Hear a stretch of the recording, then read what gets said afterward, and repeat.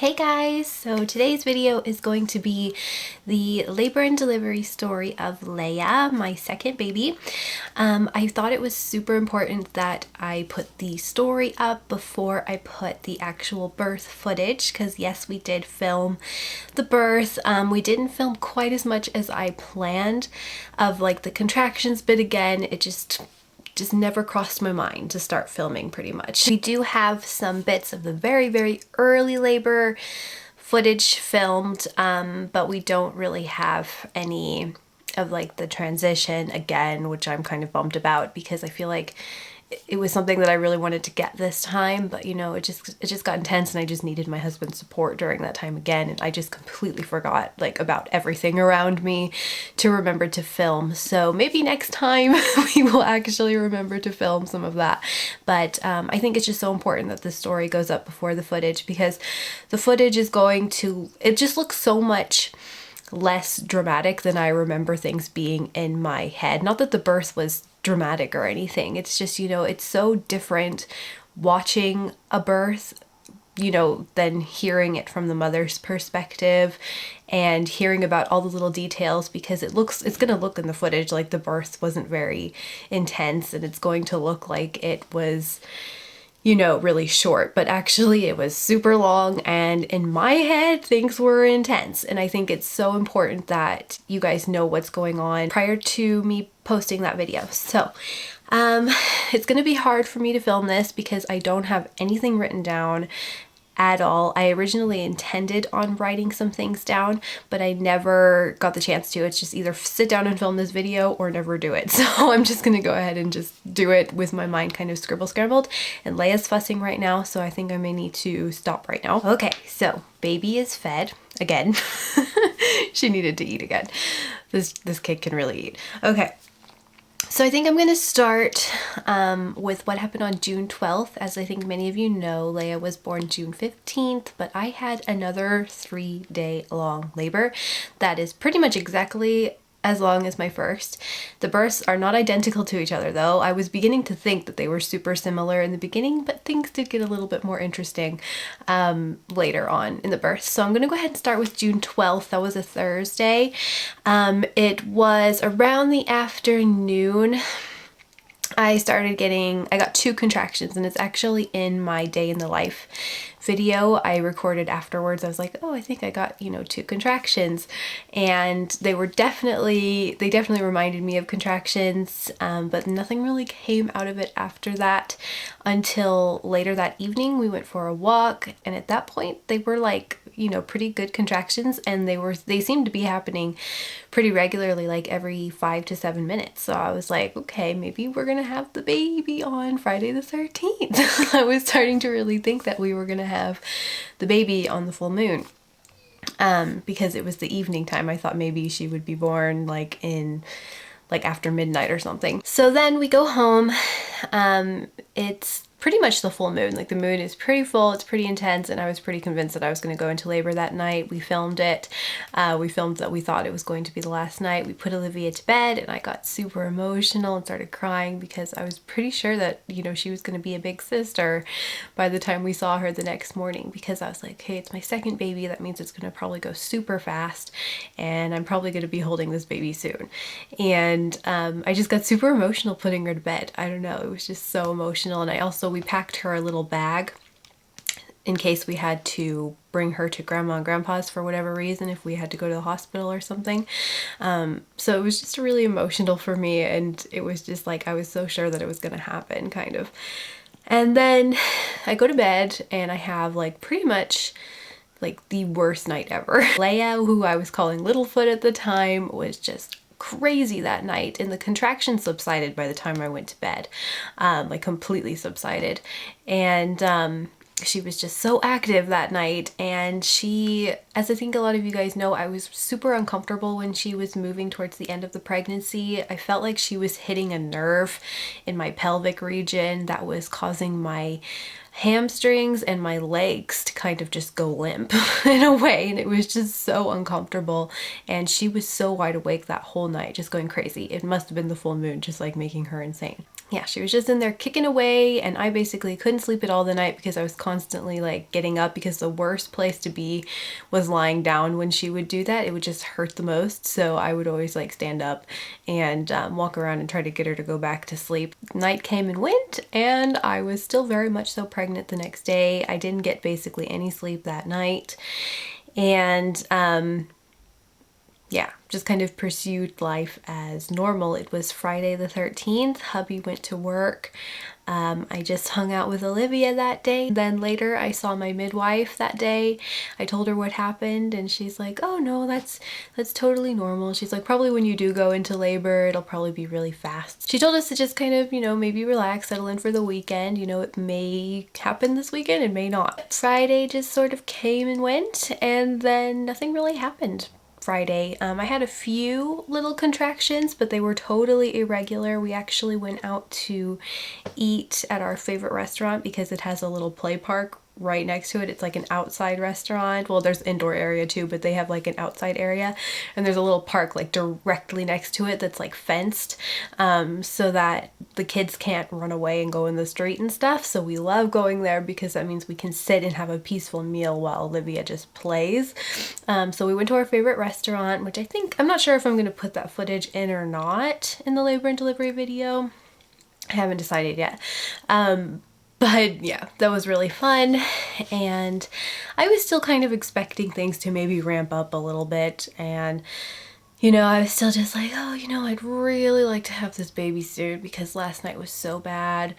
But actually when we went home, nothing happened, and I went to bed, and I slept really, really good that night. Actually, the best I slept in days. It was so great. Like, Leah was completely relaxed in there, and I guess it was just sort of the calm before the storm the next day. Saturday rolls around. I'm feeling so great and amazing. I'm like, this would be the perfect time to have a baby. I had a full night's rest behind me. This would just be the best time for things to just go, and then I'll have her by the afternoon. So I was just sitting there kind of just like waiting, expecting things to happen, which is never a good idea because they usually don't happen when you want them to.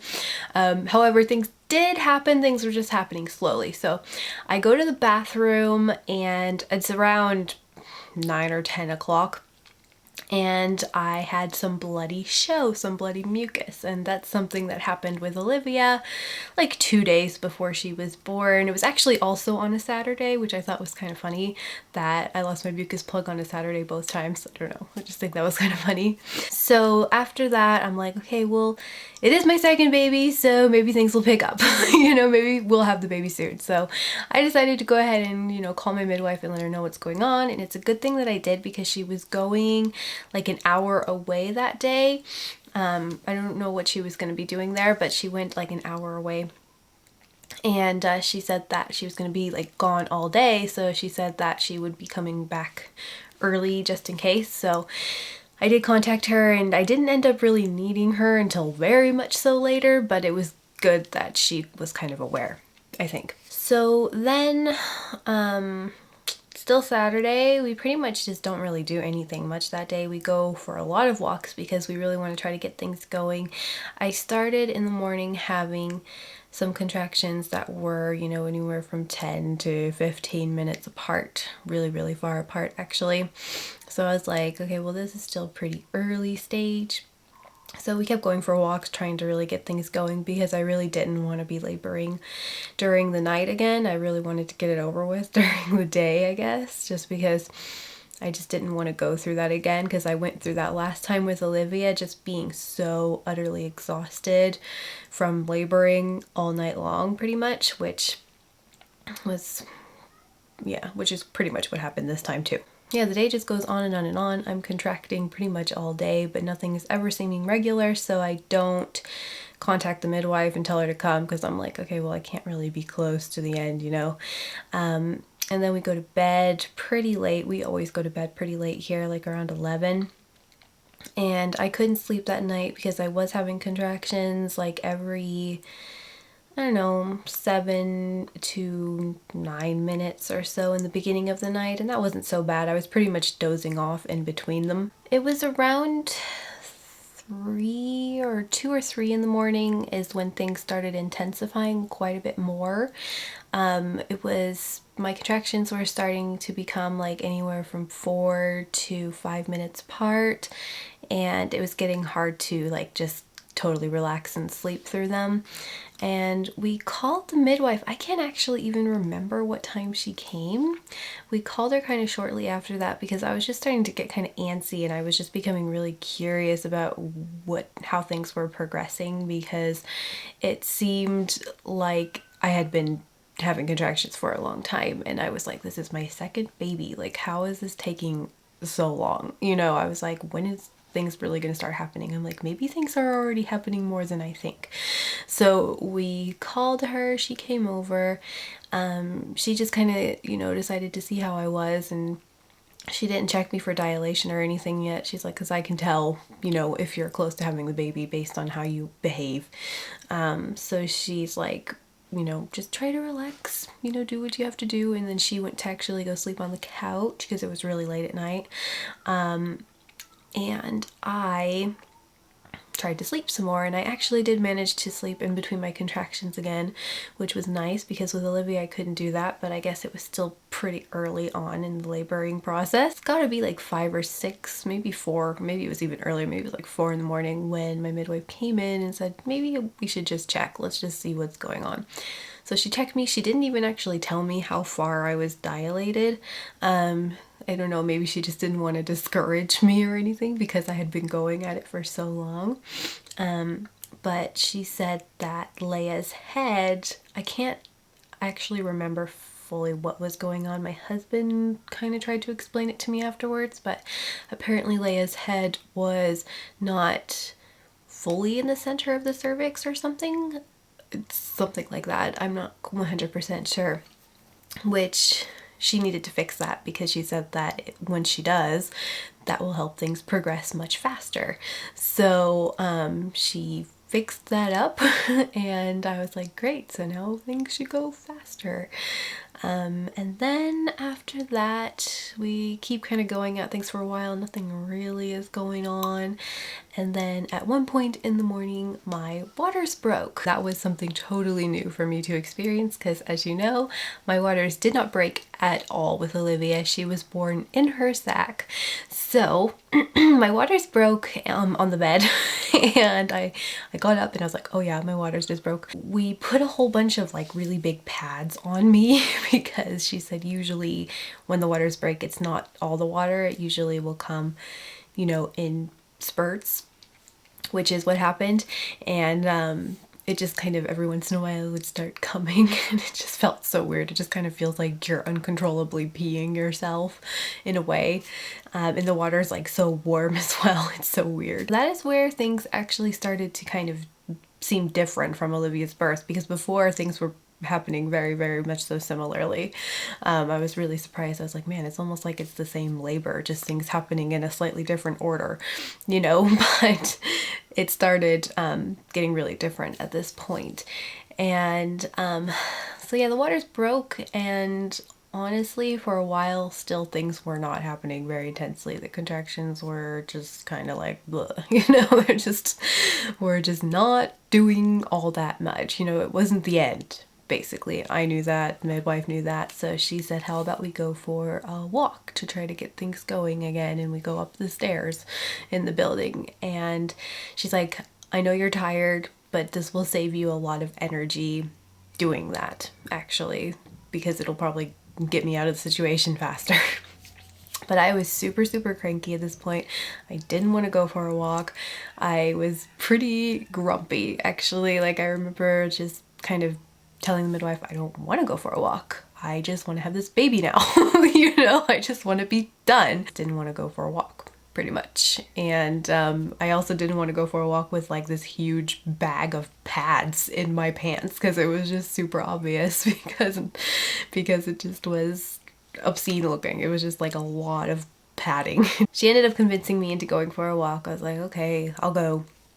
And when I went, I was actually really happy that I went out because it felt good to be outside. It was a really nice day. It was actually pretty warm. And at this point, my husband's mom had come to to take care of Olivia. He called her because it was a good thing that he did too, to call her to come watch over Olivia, because when things did start ramping up, it would have been really hard to do it with her around. So yeah, at this point, we actually ran into hubby's mom at the end of the walk. And that's when I found out how much I was dilated, because she asked the midwife how much I was dilated. And my midwife said that I was only 2 centimeters dilated. And when I heard that, I was like, what? Are you kidding me? How is that possible? I've been going at this for so long and I'm only 2 centimeters dilated. Part of me was kind of wondering if the reason I was only 2 centimeters dilated was because of what had happened earlier with the midwife having to fix something with Leah's head. And that's why I was just kind of going through this really long suffering process, you know, like this really long labor, and that's why things weren't progressing. Because midwife did say once she fixed it that things would go faster. So yeah, we go home, we go up the stairs, and I had a couple going up the stairs that were better contractions. We get in the house and I decided at that point that I just want to go lie down, just go hang out with my husband, and we come in here. We lie down and we just kind of snuggle and cuddle and talk, because we don't usually get the time to do that because we actually had a babysitter for once. So we were just kind of snuggling and talking and like reconnecting, because we don't get to do that a whole lot. And then suddenly I get this huge contraction, and it was actually when we were like snuggling, you know. I get this absolutely huge contraction that was just out of this world. Like, it was like nothing I had experienced in my birth with Olivia. It was just so intense. It literally felt like, and I hate to do this, I hate to say this because I don't want to scare people, but this is just my experience and this is what it felt like. I explained in my labor and delivery video what a contraction felt like with Olivia, like the intense ones, but this was far more intense. This felt literally like somebody was taking a burning knife and sticking it on my cervix. That is what it felt like. And at the same time, there was like a lot of pressure and pulling, and it was so painful, and it was so long, and I was like, what the heck was that? That was just totally not what I expected to see coming, you know? So yeah, after that I decided to stand up, because I'm like, well, there's no way I can handle that contraction lying down again. So I'm going to, for the next one, I want to be standing up. So I continue to get contractions like that probably every 3 to 5 minutes apart. They were not totally on top of each other at that point, but you know, they were coming pretty quickly and they were lasting for a pretty long time. And me and my husband had actually not informed the midwife of what was going on yet. We were just in here and I was like having to lean against my husband, and we were like swaying, and I was leaning against like the dresser over here trying to make the contraction feel better. I was getting on my hands and knees. I was trying all kinds of different things. We hadn't actually informed the midwife yet. And then later I started getting really antsy, so I wanted to walk around the house. So then the midwife started seeing what was going on, and she was probably like, oh yeah, we're getting somewhere, yay. That's probably what she was thinking. So I'm like pacing the house pretty much. I'm going from room to room because I feel like that's going to make it better. Changing rooms, I don't know. One thing I will say about having a home birth is it is actually quite nice being at home, and it is nice birthing during the day because there's a lot of distractions around you. Like, I was looking out the window and I was seeing just normal life go on, and it just made things a little bit more manageable. And I was like, soon I'm going to be out of this situation. I'm going to have my baby in my arms and we're going to go for a walk or something. Well, obviously we didn't go for a walk right afterwards, but you know, in just a few days we'll go for a walk and life will be totally normal again, and this pain will go away. So me and my husband, we come back into this room and I start getting the most uncomfortable pressure on my butt, which I remember happening with Olivia at around the same time. But I was in this for a lot longer than I remember it happening with Olivia, because I didn't start getting the intense pressure on my butt with Olivia until it was actually time to push. So part of me was like, is it time to push? But then I got like another really sharp contraction that felt just like the ones you know, you have to dilate. So I'm like, no, because I'm still having these really bad contractions. This can't be the urge to push because it's, you know, the really bad contractions.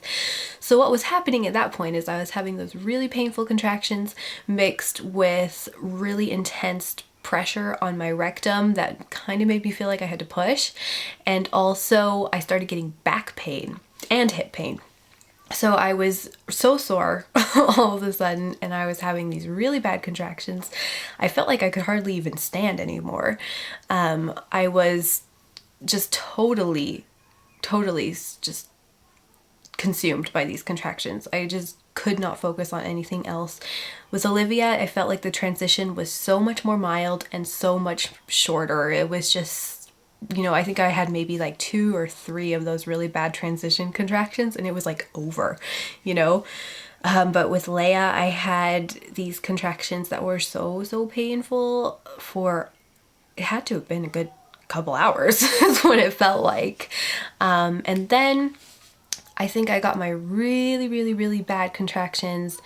I know I keep saying really bad contractions. They all sucked, but you know, there was a couple in the end before we transitioned to go into this room for the pushing stage that I actually, for the first time in my whole laboring journey with my 2 kids, actually had to really vocalize and moan, because my last labor with Olivia, I did not really have to vocalize much. I didn't have to moan a lot.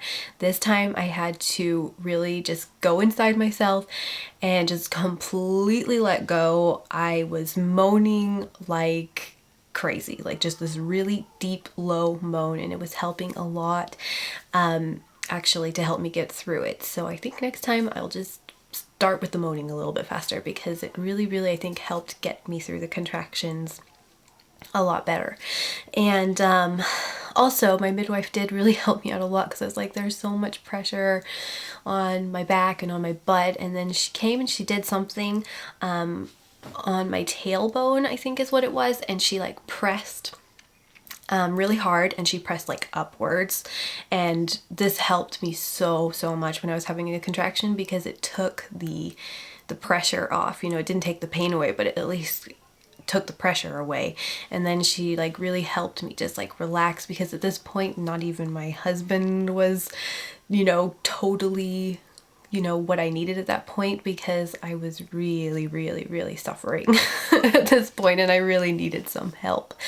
And she knew exactly what to do. You know, she's been doing it for 30 years, and there was something about the way she just, I don't know, she just did something. She was just kind of like stroking my arms, and it just really helped calm me down and get me through it, those last parts. And my husband, he looked a little bit like he didn't know what to do, you know, because he was like, oh man, she's a lot different than she was last time. He was probably really surprised. Yeah, and then there's a point where I'm like, oh, I have to go to the toilet. Like, this is just getting ridiculous with the pressure on my butt. I have to go poop. That's what I told him, and the midwife was like, or it's the head. So she decided to bring me into this room, and this is where we had Leah. And I had the same stool that I had had for Olivia's birth. I really wanted to have it again. I felt like it was a great place to be, to push a baby out. So I really wanted to have it again, and she brought one. So I sit on the stool, and there's actually a really long period of time where I'm sitting on that stool and nothing is really going on, because I think I got another break like I did the first time. Sometimes when you have a baby after transition, there will be a small pause. It doesn't always happen. Sometimes the urge to push comes right away.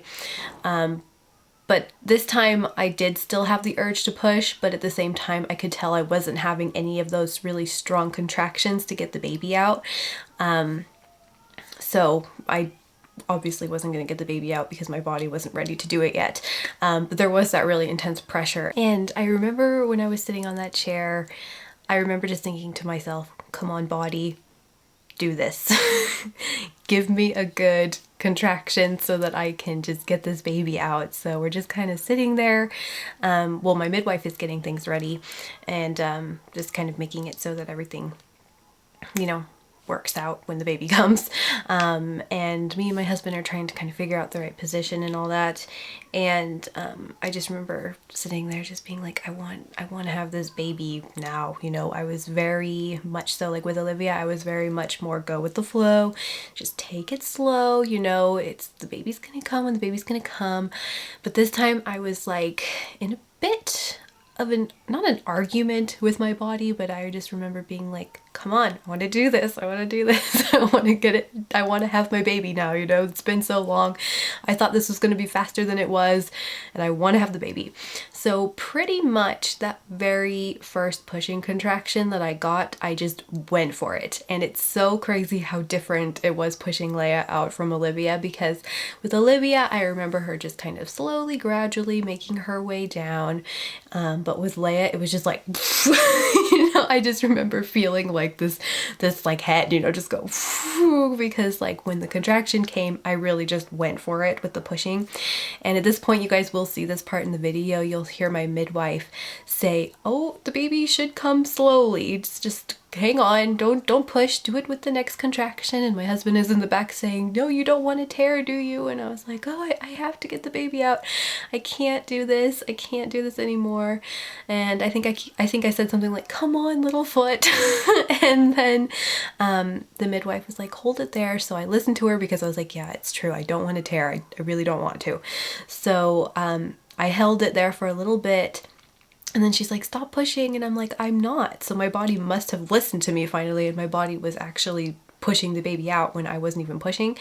And then I gave it one last small little push, and it's like half a push maybe. And then she was born. And I was like so surprised at how quickly she came out. And it was so crazy when she came out, because it was almost like a flashback of Olivia, because I had only seen her from, you know, the back when she came out, and it was like all this dark black hair, and she was so small, and I just got so happy and just I felt so emotional. And then she gave her to me, and I looked at her, and part of me, like I said in the video, you'll hear me say in the video that you look like your sister, but I say it in kind of a puzzled voice because it was so different. Like it was like I was expecting to see this familiar face, you know, when she was born, but it was like this whole other person, and I just couldn't believe like how different they were, but I just loved them both so much, and I just loved them the same. It's just so crazy how much you just love them right away. And also we didn't fully know what the sex of Leah was. I say not fully because I actually was pretty sure that she was going to be a girl, because I did see 3 lines on the ultrasound when we went to get it by accident. And at that point I was like, well, maybe I just, you know, imagining things, or maybe I just didn't see the penis, you know, maybe it just wasn't visible, maybe it was hiding. But no, she was definitely a girl, and I got it right. A lot of you guys were wondering if I was right about what I saw in the ultrasound, and yes, I was. I just got so emotional, and I just loved her so much right away. And yeah, everything went pretty well after that.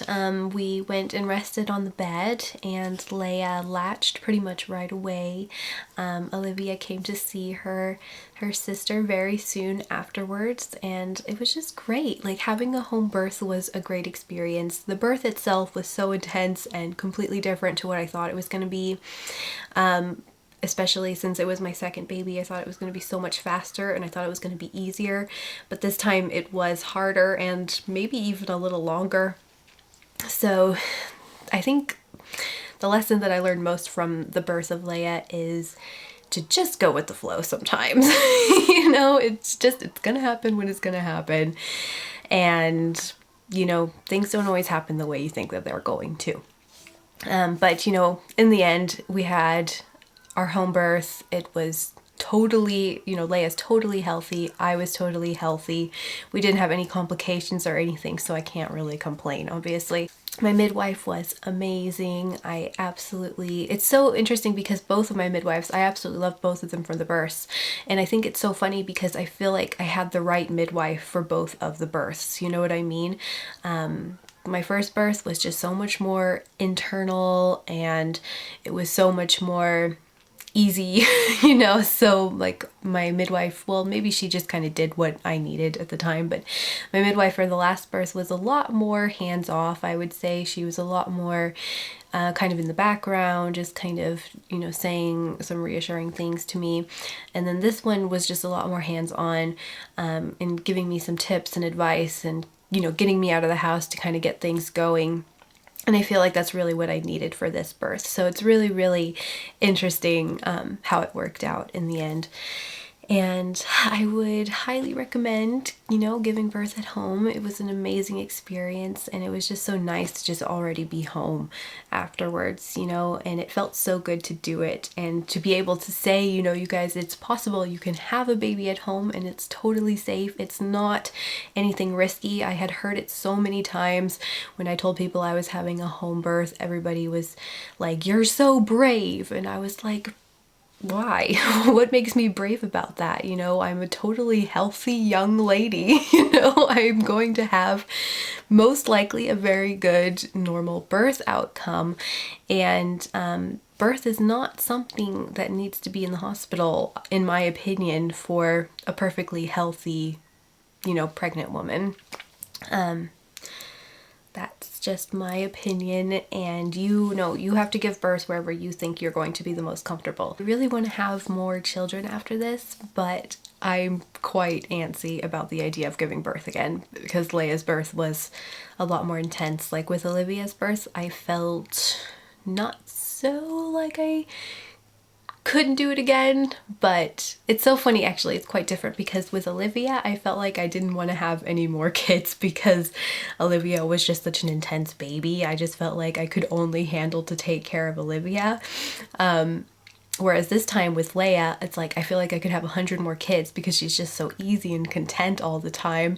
But with the birth of Leah, it's like I don't really want to go through the labor and delivery process again. Whereas with Olivia, that didn't really bother me so much. It's so interesting to me how different the two of them are, and also how different their birth stories are. It's just so interesting to see how things happen. So I really hope you guys enjoyed this video. The birth video itself will be up pretty soon. I'm not quite sure when, but I'm gonna get to editing it as soon as I possibly can. I really hope you guys enjoyed hearing the story, and I will see you guys in my next video. Bye!